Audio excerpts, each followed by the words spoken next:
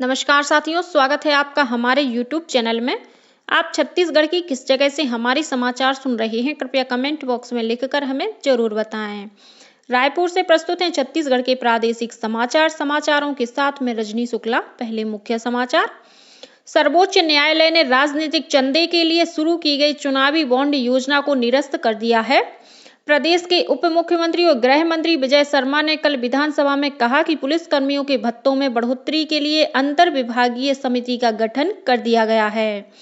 प्रदेश में राशन कार्डों का नवीनीकरण अब 25 फरवरी तक कराया जा सकेगा और छत्तीसगढ़ व्यावसायिक परीक्षा मंडल ने अभ्यर्थियों की सुविधा के लिए अपनी एक और वेबसाइट शुरू की है। अब समाचार विस्तार से। सर्वोच्च न्यायालय ने राजनीतिक चंदे के लिए शुरू की गई चुनावी बॉन्ड योजना को निरस्त कर दिया है। न्यायालय की 5 न्यायाधीशों की पीठ ने कहा है कि यह योजना नागरिकों की सूचना के अधिकार का उल्लंघन करती है। न्यायालय ने भारतीय स्टेट बैंक से कहा है कि वह चुनावी बॉन्ड जारी करना तत्काल बंद कर दे और राजनीतिक दलों को अब तक मिले चंदे की जानकारी निर्वाचन आयोग को मुहैया कराए। सूचना और प्रसारण मंत्री अनुराग सिंह ठाकुर ने कहा है कि भारत दुनिया भर में प्रसारण क्षेत्र का केंद्र बनने जा रहा है। उन्होंने कहा कि प्रसारण उद्योग को अपने भविष्य के लिए आगामी तकनीक का पता लगाना चाहिए। श्री ठाकुर ने कल नई दिल्ली में ब्रॉडकास्ट इंजीनियरिंग सोसाइटी इंडिया द्वारा आयोजित 28वें अंतर्राष्ट्रीय सम्मेलन और प्रदर्शनी के उद्घाटन अवसर पर यह बात कही। केंद्रीय मंत्री ने कहा कि दूरदर्शन और आकाशवाणी ने सूचना, शिक्षा और मनोरंजन के उद्देश्य की पूर्ति करने हुए अहम भूमिका निभाई है। इस मौके पर प्रसार भारती के सीईओ गौरव द्विवेदी ने कहा कि पिछले 30 से 40 वर्षों में प्रसारण उद्योग ने अनेक बदलाव देखे हैं। प्रदेश के उप मुख्यमंत्री और गृह मंत्री विजय शर्मा ने कल विधानसभा में कहा कि पुलिस कर्मियों के भत्तों में बढ़ोतरी के लिए अंतर विभागीय समिति का गठन कर दिया गया है। इस समिति की अनुशंसा मिलने पर भत्तों में बढ़ोतरी की जाएगी। कल प्रश्नकाल में कांग्रेस विधायक चातुरी नंद के सवाल के जवाब में गृह मंत्री ने कहा कि पुलिस कर्मियों के भत्ते में बढ़ोतरी का मामला एक विभाग से संबंधित नहीं है, इसलिए इस मुद्दे पर विचार करने के लिए सामान्य प्रशासन, वित्त और गृह विभाग के अधिकारियों की समिति बनाई गई है। समिति की अनुशंसा के आधार पर ही भत्ते में बढ़ोतरी की जाएगी। प्रदेश के विभिन्न क्षेत्रों में स्थापित ग्रामीण औद्योगिक परिक्षेत्र रीपा में हुई कथित गड़बड़ी की मुख्य सचिव की अध्यक्षता में गठित समिति द्वारा जांच कराई जाएगी। जांच समिति 3 महीने के भीतर अपनी रिपोर्ट पेश करेगी। साथ ही प्रदेश के महाधिवक्ता के जरिए इसका लेखा परीक्षण भी कराया जाएगा। यह घोषणा उप मुख्यमंत्री तथा पंचायत और ग्रामीण विकास मंत्री विजय शर्मा ने कल विधानसभा में की। कल प्रश्नकाल में भाजपा के वरिष्ठ सदस्य धर्मलाल कौशिक ने यह मामला उठाया। उन्होंने ग्रामीण औद्योगिक परिक्षेत्र में विभिन्न मदों की राशि के उपयोग किए जाने का आरोप लगाया। श्री कौशिक ने ग्रामीण औद्योगिक परिक्षेत्र में हुए खर्च के भौतिक सत्यापन और जांच की मांग की। प्रदेश के स्कूलों में 33,000 से अधिक खाली पदों पर शिक्षकों की सीधी भर्ती की जाएगी।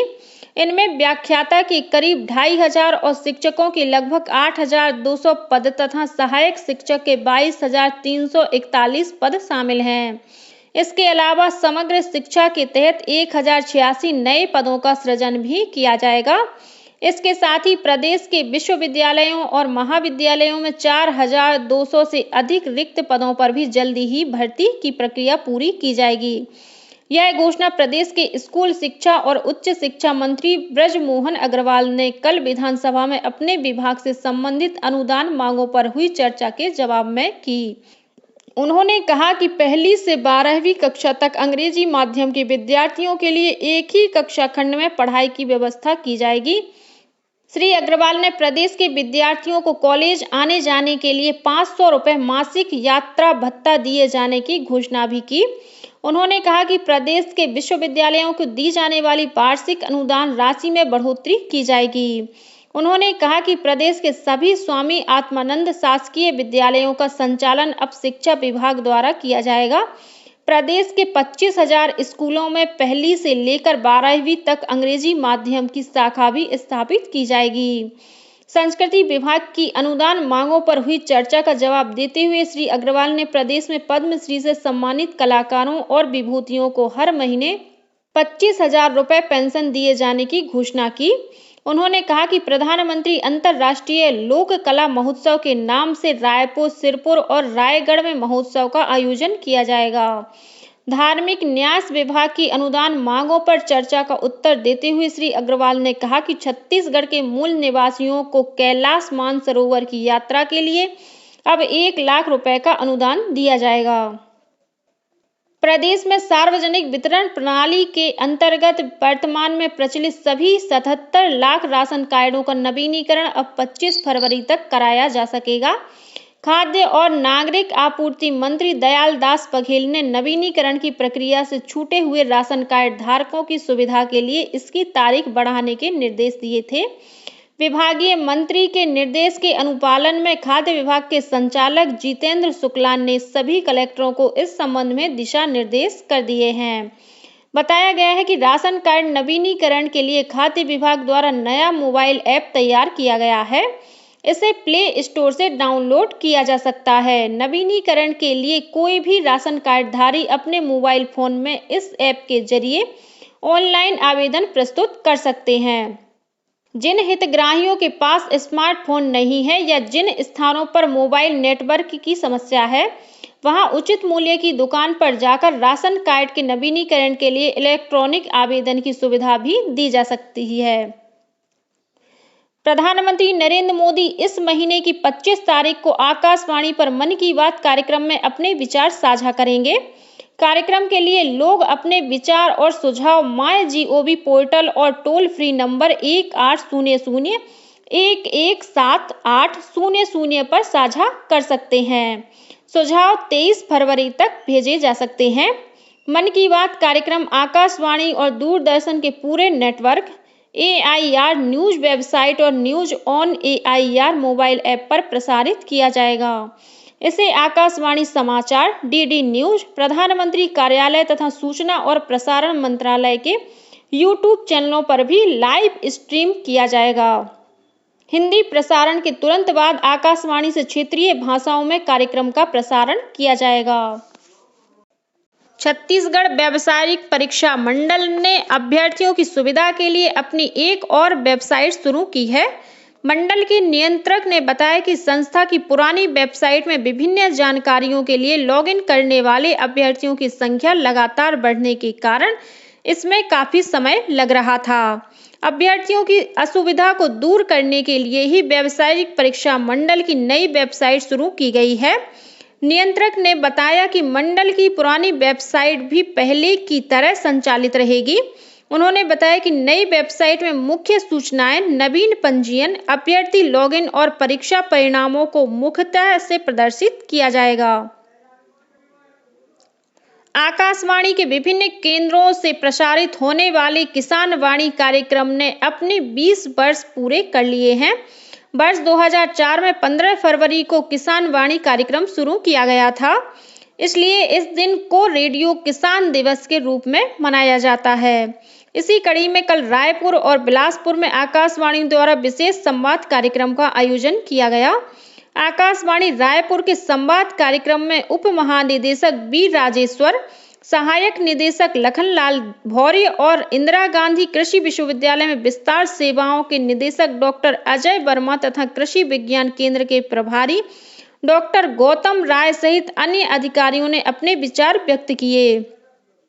इन सभी ने कृषि संबंधी जानकारियों के प्रचार प्रसार में आकाशवाणी की भूमिका की विशेष रूप से सराहना की। वहीं आकाशवाणी बिलासपुर द्वारा आयोजित कार्यक्रम में कृषि विज्ञान केंद्र बिलासपुर की विषय विशेषज्ञ डॉक्टर शिल्पा कौशिक ने भी प्राकृतिक खेती के महत्व पर प्रकाश डाला। वहीं मल्हार नगर पंचायत के प्रगतिशील किसान जदुनंदन प्रसाद वर्मा ने जैविक खेती के संबंध में अपने अनुभव साझा किए। इसी तरह के कार्यक्रम अंबिकापुर, जगदलपुर और रायगढ़ आकाशवाणी केंद्रों में भी आयोजित किए गए। गृह विभाग ने राज्य पुलिस सेवा के कुछ अधिकारियों का तबादला करते हुए 4 एडिशनल SP और 6 ADSP के पदभार में फेरबदल किया है। बिलासपुर के एडिशनल एसपी राजेंद्र जायसवाल को राजनांदगांव में पदस्थ किया गया है। वहीं एएसपी राजेंद्र प्रसाद भैया को रायगढ़ में छत्तीसगढ़ सशस्त्र बल की 6ठी बटालियन का प्रभारी सेनानी बनाया गया है। एएसपी नीता पवार को भिलाई में छत्तीसगढ़ सशस्त्र बल की 7वीं बटालियन का उप सेनानी पदस्थ किया गया है। एएसपी सोनिया घरड़ी को चंदखुरी स्थित राज्य पुलिस अकादमी में पदस्थ किया गया है। वहीं डीएसपी शिवचरण परिहार को सुकमा, मयंक रण सिंह को भोपालपट्टनम और राजेश चौधरी को पुलिस मुख्यालय में पदस्थ किया गया है। इसी तरह डीएसपी ऐश्वर्य कुमार चंद्राकर को कोंडागांव, संजय सिंह को रायपुर और भावेश कुमार समर्थ को केसलूर में पदस्थ किया गया है। और अब पेश है मौसम का हाल। प्रदेश में उत्तरी हवाओं के कारण सरगुजा संभाग में ठंड का असर बढ़ने की संभावना है। मौसम विभाग के अनुसार अगले 1-2 दिनों तक उत्तरी हवाओं का असर सरगुजा संभाग और आसपास के क्षेत्रों तक सीमित रहेगा। इस वजह से इस क्षेत्र में न्यूनतम तापमान में गिरावट हो सकती है। हालांकि प्रदेश के बाकी इलाकों के न्यूनतम तापमान में विशेष परिवर्तन होने की संभावना नहीं है। और अब कुछ अन्य खबरें संक्षेप में। भारतीय जनता पार्टी द्वारा रायपुर स्थित प्रदेश भाजपा कार्यालय परिसर में स्थापित सहायता केंद्र में कल राजस्व मंत्री टंकराम वर्मा और भाजपा नेता शिवचरण शर्मा ने आम लोगों की समस्याएं सुनी और यातायात संबंधी जागरूकता के लिए प्रदेश भर में चल रहा सड़क सुरक्षा माह कल संपन्न हो गया। इसी कड़ी में राजधानी रायपुर में एक विशेष कार्यक्रम का आयोजन किया गया। इस मौके पर यातायात जागरूकता के लिए काम करने वाले संस्थाओं और विशिष्ट व्यक्तियों तथा विद्यार्थियों को सम्मानित किया गया। इसी के साथ छत्तीसगढ़ के समाचारों का ये बुलेटिन समाप्त हुआ। नमस्कार।